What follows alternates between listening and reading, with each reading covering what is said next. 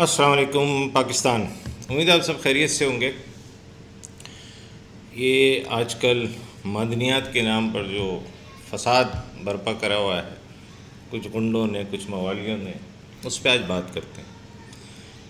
ख़ासकर पीटीआई बहुत उछल रही है इसके ऊपर।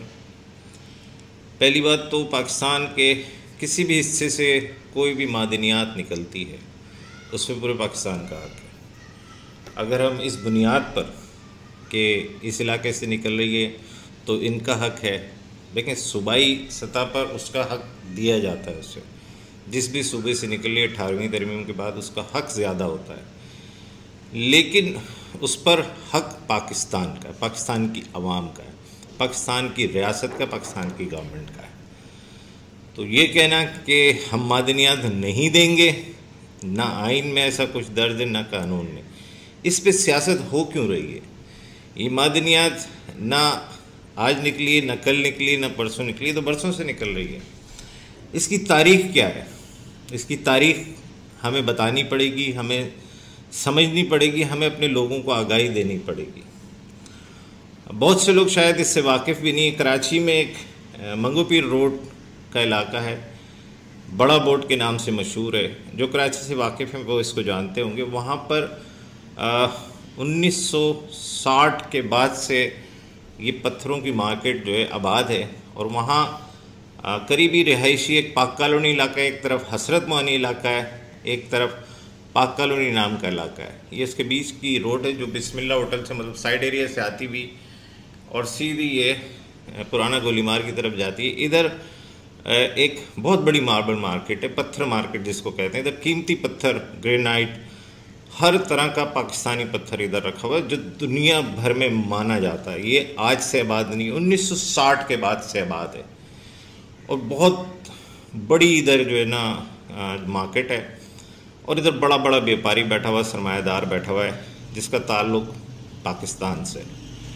ये आज से आबाद नहीं है, 1960 के बाद से आबाद है, और ये बहुत मुनज़्ज़म तरीके से आबाद हुई है। इधर छोटे बड़े हर तरीके के कारखाने भी मौजूद हैं। हमारे लोगों को आगाही देने की ज़रूरत है कि देखें, ये आज का नहीं है कि ये पत्थर, कीमती पत्थर आज निकल रहा है, ये एक ज़माने से निकल रहा है, लेकिन हम बताते नहीं हैं, या बताना चाहते नहीं हैं, या बताने से चूक गए। ये कहाँ कहाँ आबाद है हमें ये भी बताना पड़ेगा। पत्थर कहाँ कहाँ से पाकिस्तान में आता है। कीमती पत्थर बलूचिस्तान से भी पत्थर आता है, बड़ा कीमती पत्थर होता है और इसकी दुनिया में मांग है। और ये लोरालाई से आता है, चागी से भी आता है आपके, उसके अलावा कल्लात, खुजदार, खारान, वाशंग, तो मुस्लिम बाग, ये इन इलाकों से पत्थर आ रहा होता है। और इसका आगाज़ जो हुआ था ना, वो पाकिस्तान बनने से पहले से यहाँ पर ब्रिटिश गवर्नमेंट जब थी, जब ये एक पूरा इलाका एक था, जब पाकिस्तान वजूद में नहीं आया था, इस पर पाकिस्तान की गवर्नमेंट ने इस शोबे पे 1950 के बाद नज़र जमाई। लेकिन क्योंकि मुकामी सरदार, वहाँ पर सरदारी निज़ाम था, वो उस वक्त बहुत स्ट्रॉन्ग था, उन्होंने इधर पाकिस्तान वही रॉयल्टी के नाम पे भत्ता शुरू करा।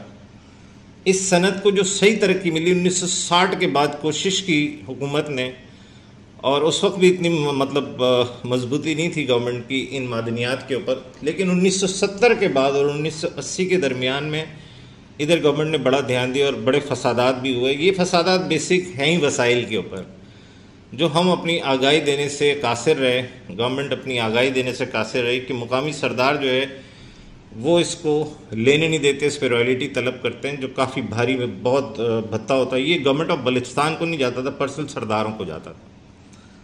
बहरहाल अब गवर्नमेंट ने अगर स्टेप उठाया है और मजबूत स्टेप उठाया तो इस पर होना चाहिए, क्योंकि रियासत की मिल्कियत है। इसी तरह KPK के अंदर जो है सवात में निकलता है, शांगला में, कोहिस्तान में, और मानसरा, बडग्राम, चित्राल, मेहमंद एजेंसी, ये सब यहाँ मदनियात भरी पड़ी हैं, कीमती पत्थर।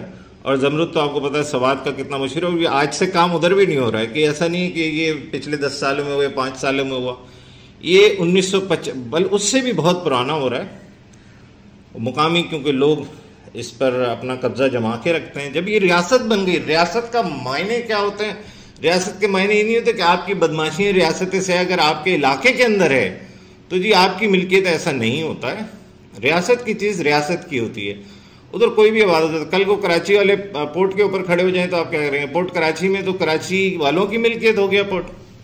ऐसा नहीं होता भाई, रियासत की एक मिल्कियत है। आप पाकिस्तान की रियासत के आइन और कानून के तहत जिंदगी गुजारते हैं, उसका शनाख्ती कार्ड भी लेते हैं और उसका पासपोर्ट भी लेते हैं।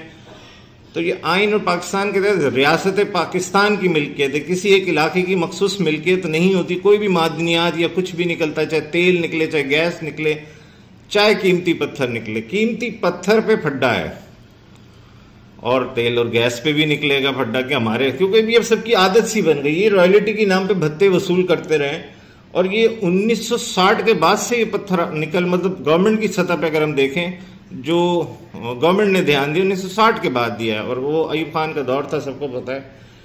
तो इसमें कोई कबात नहीं है, क्योंकि देखें ये मार्केट, पाकिस्तान की मार्केट में ये पत्थर आता था, फिर ये इंटरनेशनल मार्केट में इसकी बड़ी मांग है हमारे पत्थरों की। चाहे वो मार्बल ले लें, चाहे ग्रेनाइट ले लें, चाहे जमरुद ले लें, दूसरे कई कीमती पत्थर इन जगहों से निकलते हैं। ये आज जो तस्वीरें डालते हैं ना कि असल फड्डा पत्थरों का है, असल फड्डा ये कीमती पत्थरों का, ये कीमती पत्थर कोई जुम्मा 8 दिन हुए नहीं निकले भाई, ना पिछले 10 साल में निकले। ये तो 1950 के बाद से निकल रहे हैं, उससे भी पहले से निकल रहे हैं।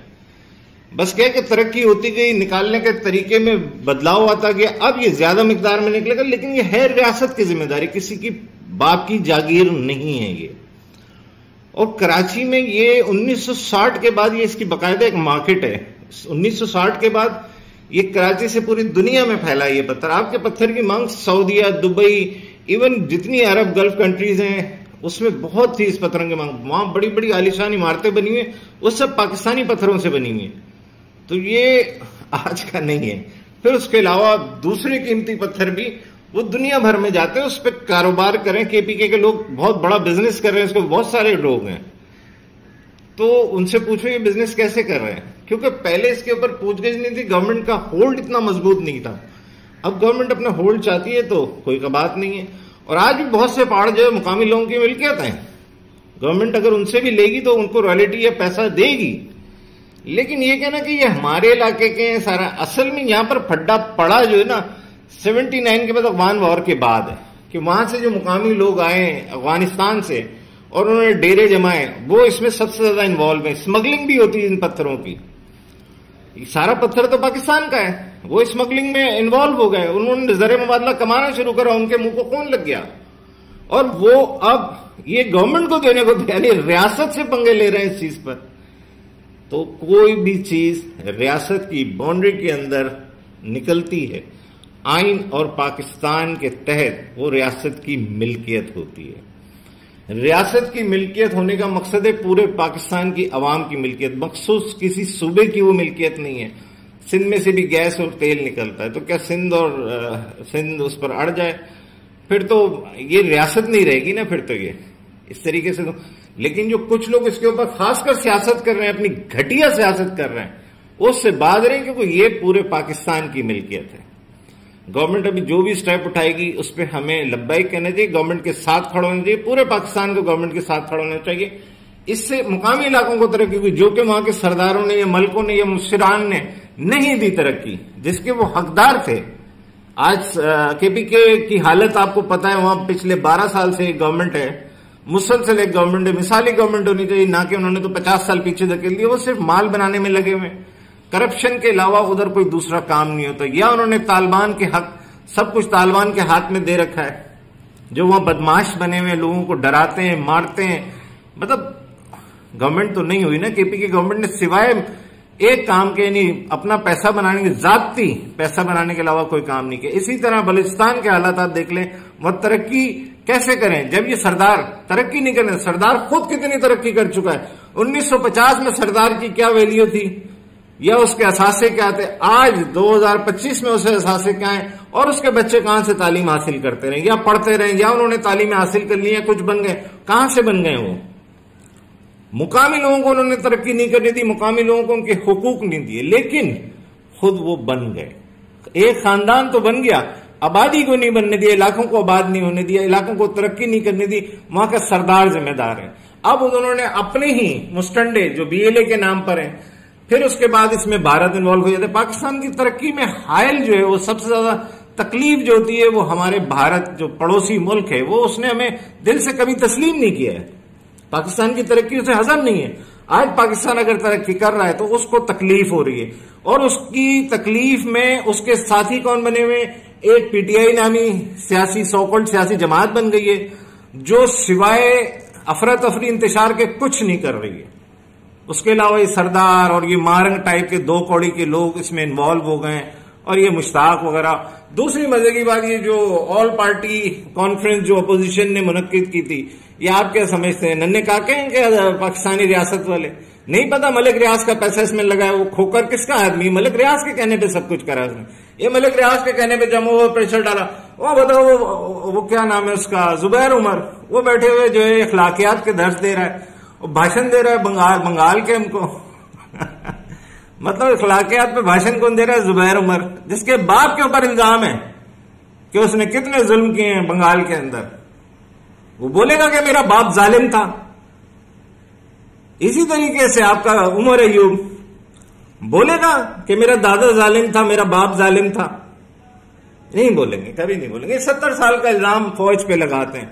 जरा इनसे पूछो जो 70-78 साल के जो फौजी, जो साबका फौजी, उनकी औलादे या उन बहुत सारे रिटायर्ड अभी बैठे हैं, वो किसकी तरफ हैं, वो आपको साफ पता चल जाएगा। तो ये सारा मामला जो है बेसिक हुकूक का नहीं है, ये जाती मुफादात का है। और ये जितने भी जो अफरा तफरी इंतशार फैला रहे हैं, ये जाती मुफाद के तहत फैला रहे हैं। तो कौम होशियार रहे। ये पूरी कौम का, जितनी भी मादनियात है पूरे पाकिस्तान में, ये पूरी कौम की है, पूरे पाकिस्तान की। ये सिर्फ एक कौम की नहीं है, एक सूबे की नहीं है, पूरे पाकिस्तान की है। तो मेरे पाकिस्तानियों, मिलकर इस मुल्क को तरक्की दें। आपकी आइंदा आने वाली नस्लों का भला कीजिए, उनके लिए सोचिए कि वो इन हालात में जिंदगी गुजारें, बल्कि अच्छे हालात में जिंदगी गुजारें। पाकिस्तान को फलता फूलता देखें। पाकिस्तान एक खुद मुख्तार मुल्क तो है, हम माशी तौर पर भी खुद मुख्तार हो जाएं। हम कर्जे से जान छुड़ाएं, हम IMF से जान छुड़ाएं, हम किसी भी मुल्क से कर्जे लेने की पोजीशन बना रहे, बल्कि हम अपने तौर पर इतने मजबूत हो जाएं कि हम अपने पैरों पे खड़े हो जाएं और अपनी नस्लों के लिए कुछ कर सकें। खुदारा इन दुश्मनों की साजिशों को समझिए, अपने पैरों पे कुल्हाड़ी ना मरी। ये आपके जो है किसी भी उसमें आपके साथ नहीं है, आपके लीडरान। आप कहां हैं और आपके लीडरान कहां पहुंच गए इन 50-60 सालों में? आप जरा ये गौर करें। आप वहीं के वहीं हैं, आपकी नस्ल दर नस्ल गरीब होती गई और ये बढ़ते चले गए। अरबों करोड़ों से अरबों, अरबों से खरबोंपति हो गए। और कल की आई हुई 12 साल की पार्टी PTI, उसके जो कंगलेपति थे आज खरबोंपति कैसे हो गए? जरा सोचिए प्लीज। पाकिस्तान जिंदाबाद, हमेशा जिंदाबाद। पाक फौज जिंदाबाद, हमेशा जिंदाबाद।